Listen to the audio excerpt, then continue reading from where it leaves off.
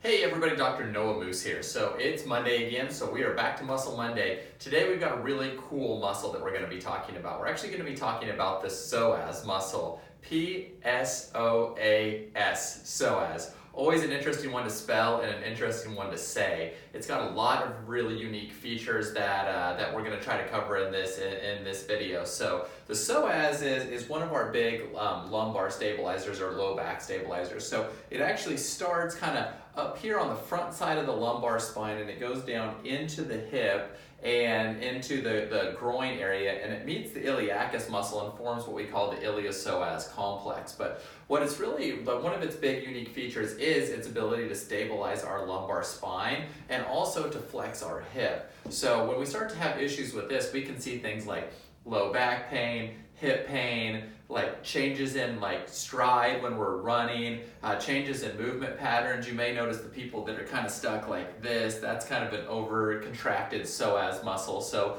what we're going to do is we're going to kind of open up some of the interesting things about this. So in Eastern medicine or Chinese medicine, the psoas is actually related to two different meridians. One of them is the kidney. The other is actually connected kind of between the small and large intestine and what's called the ileocecal valve, which is basically the valve between the large and small intestines. So the psoas has some very unique features in that, being related to the kidney, it's also related to oxygen. So it's what we kind of call an aerobic muscle. So it really has a large oxygen demand, when we're trying to stand and hold our posture for a long period of time. That's actually an oxygen demanding process. There's a few muscles throughout our body that are all aerobic muscles, so they have a large demand for oxygen. So if we're dealing with things like anemia or stuff like that, that anemia is kind of our body's ability. It's basically an illness where we're not able to produce enough red blood cells and we're not able to produce enough oxygen in our tissues. And so if we're not able to get enough oxygen to our tissues, eventually what you start to see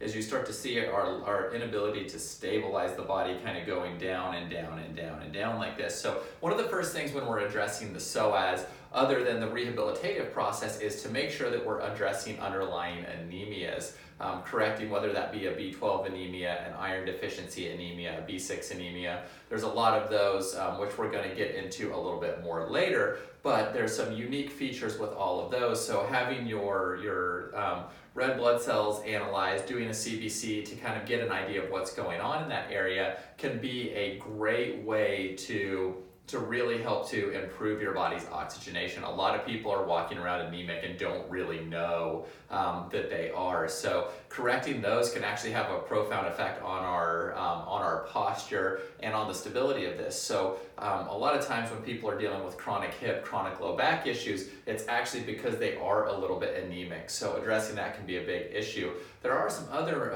nutrients that are related to the psoas as well. One of the other nutrients is actually chlorophyll, which is, you can insert your favorite Billy Madison quote at this point in time, chlorophyll more like borophyll, but chlorophyll is actually the green substance in plants that allows the plants to basically fix and release oxygen. So what they're able to do is take the carbon dioxide from the air and actually turn it into usable oxygen. So when we eat plants, that's actually how we get a good source of usable kind of quote unquote organic oxygen from nature. Is other than just breathing it in, we actually get it and we consume it when we consume chlorophyll in plants. And so making sure that you've got your green leafies, and you can even take concentrated chlorophyll supplements which actually can help in this whole area. So we see that those kind of two things be really beneficial, kind of treating the anemias, whether it be iron, B12, B6, folate, those kind of things, making sure that those are in their activated forms, and then also making sure that we're getting ample chlorophyll. So to kind of touch on the other side of that, chlorophyll has a really good cleansing effect on our digestive tract as well. So the greens in there actually help to clean up a lot of like inflammation and free radicals and oxidative stress, kind of the things that can go through and damage our body. So making sure that we're actually getting enough chlorophyll can offset our kind of free radical or our stress or inflammation load. So that actually has a really good effect on the ileocecal valve. The ileocecal valve can also be affected by too much bad bacteria, not enough good bacteria, overgrowth of bad things in there. Some of the things that we talked about in the muscles that are related to the large intestine and small intestine as well. So the psoas also has a really unique feature in Chinese medicine, is that in Chinese medicine, each of the meridians actually have emotions related to it. And so I've heard the psoas called the seat of the soul. And so the kidneys in Chinese medicine are actually related to fear.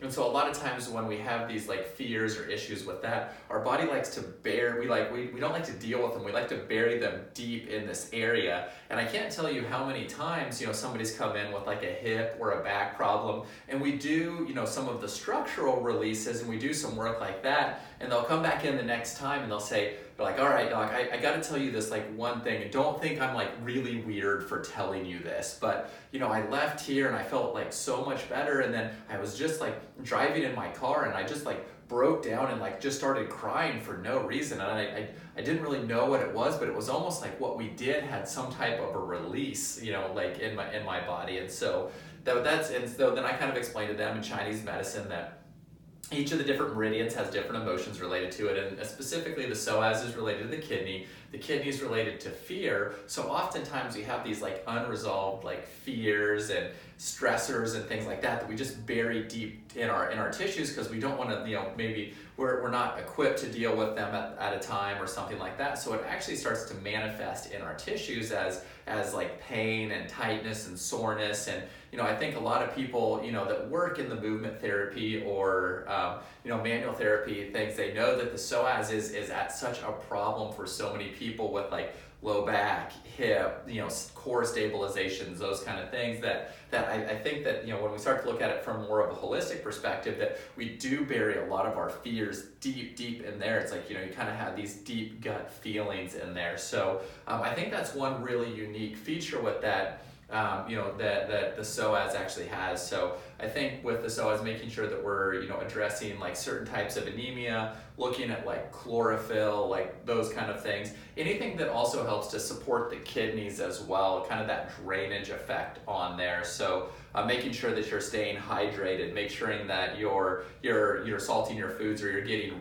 real salt, like your Celtic sea salt or original Himalayan crystal salt, or real salt are kind of the three big brands that we really like. So making sure that you're getting your electrolytes, those kind of things as well, are super important for supporting proper kidney health, and also having an effect on there. And then making sure that we're doing like, stretching and activating exercises. One of the best exercises for the psoas is an exercise called the dead bug, and you can kind of just Google that and see what that one looks like. That creates a great kind of 360 activation of the psoas, along with a lot of the core and lumbar stabilizers. The Warrior series from yoga are actually great for kind of opening up that psoas and allowing that to open up. And then making sure that if you're doing like body work or manual therapy or those kind of things, that when you're having that therapist specifically work on that, allowing that to open up. And then if you are dealing with some type of like a stressor or something, that you find somebody to work with to talk about or discuss those kind of things. And this can have a whole profound effect on kind of changing this whole like core, hip, lumbar stabilization issue that a lot of people deal with. So I hope you all find this interesting. I think this is some really good information about, maybe why people have chronic low back pain, or, a lot of things that maybe people don't really realize when it comes to the psoas muscle, things that we can do to really, improve that health, or, work on the unresolved low back issues, unresolved hip issues, those kind of things. These are all some things that, when we start to understand a little bit more about this muscle, some of the underworkings of what it does and how it works, that we can work on healing it. So, hope you all enjoyed this, and look forward to seeing you next Monday.